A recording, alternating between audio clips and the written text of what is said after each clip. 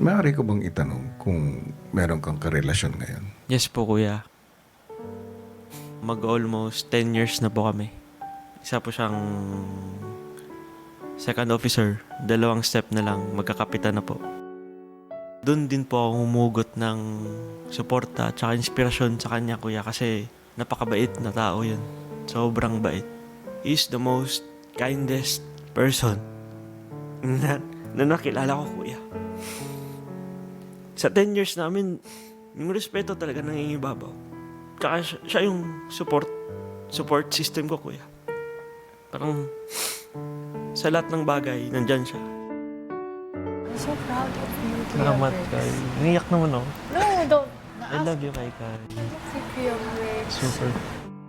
Wala naman ako na coming out moment sa family ko. Since bata ako, parang alam na din naman nila eh. Ganun po ako.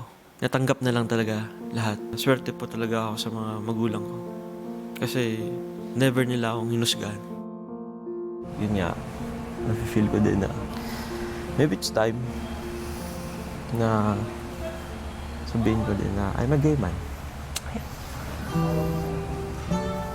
And may 10 years din ako na partner. I love Kuya Rex. Alam mo ba? Kaya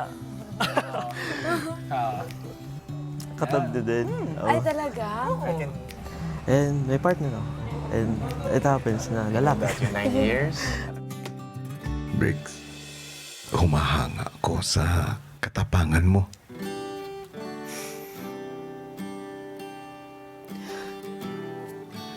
Sa mundong mapanghusga, Yes, kuya. hindi madali ang pagharap dito. You have taken a brave step Salamat po, kuya. and you have sailed many oceans para humantong sa ganitong desisyon. Yes, kuya. Bilang kuya mo, I am very proud of you.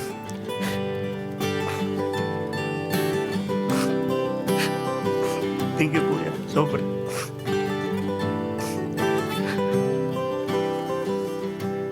Sa dami ng pangungutya